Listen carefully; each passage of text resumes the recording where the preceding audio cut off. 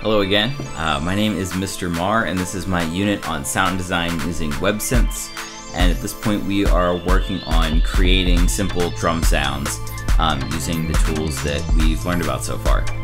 So we're just going to jump right into it. We're going to be making an 808 bass sound today, which is really similar to a kick. It's just more saturated and it's a longer sound. So we're going to follow some really similar steps that we did last time. Again, go to your blank canvas preset so we can use that for sound design. Make sure you just do that every time or it's not going to work. So first we're going to start with oscillator 1. I'm going to open that up here. We're also going to use the sine wave like last time. So shape, waveform, sine. Next we have our frequency modifier, same as before. Leave the percentage slider alone and just go to shift octave.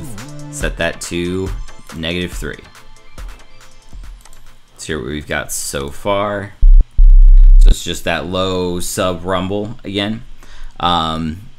And again, probably can't hear that too well unless you've got some good headphones or speakers. So we're going to set another attack for the envelope, frequency modifier envelope, so we can change the pitch. So we're going to open the envelope, click attack. We're going to set our initial shift about the same, between 100 and 300%.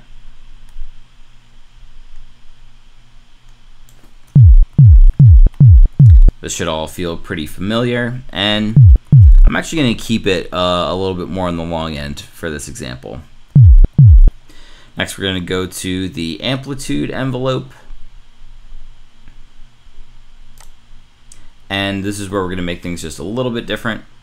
We are still going to use the release, but we're going to keep the sustain on this time because we actually want the note to keep ringing for a certain amount of time once we've let go of the key. So for this, you can set it to between 0.6 and 2 seconds, and that's still going to give you a characteristic sound. So here's one example.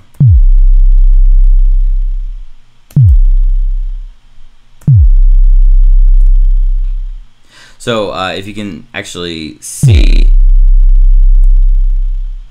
when the key, the Z key, which is the button I'm using to play that note, when I let go of it, it turns from like a darker gray to kind of a white.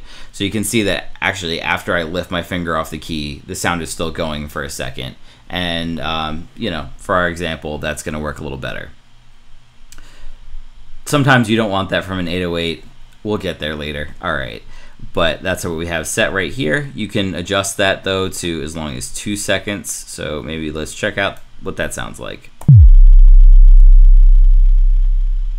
I think I like it a little closer to 1. It's not bad, but just not what I want at the moment.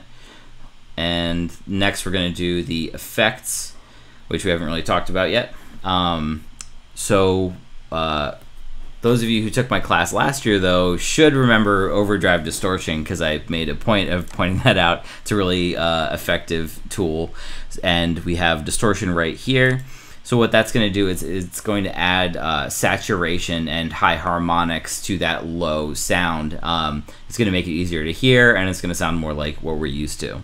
So I've activated the distortion. The amount you can set between 6 and 11, and that usually works. And the mix, 25 to 100%.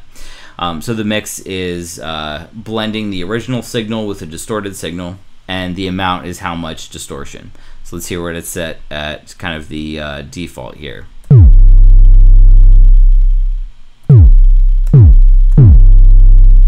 Cool. So I might just add a little more, just see how that goes. Maybe increase the mix a little bit more.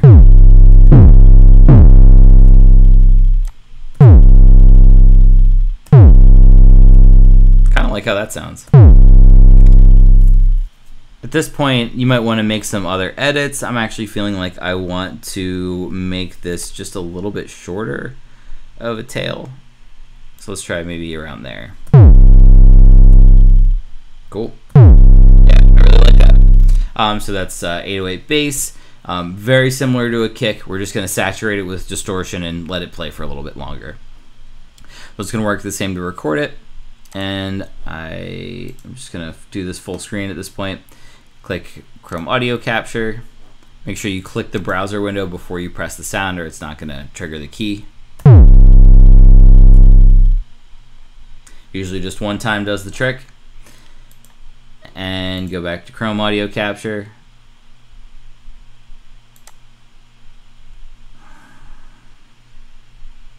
I was doing so well. Let me try this one more time. Okay. So I'm gonna stop that. You have to click Start Capture first, then click your browser window. I make mistakes too. I'm sure you all are aware of that. All right, here we go.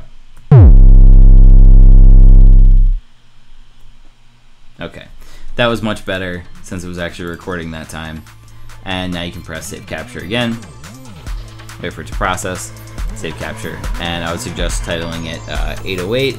And you can put your name after just to keep track of who's whose. And press Save.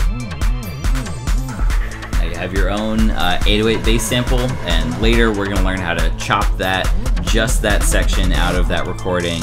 And add some processing with some other programs, probably in Soundtrap. So we'll get to that later. Next, we are going to make a hi-hat sound.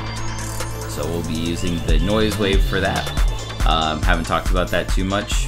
Should be interesting. So thanks for following along with this, and see you next time.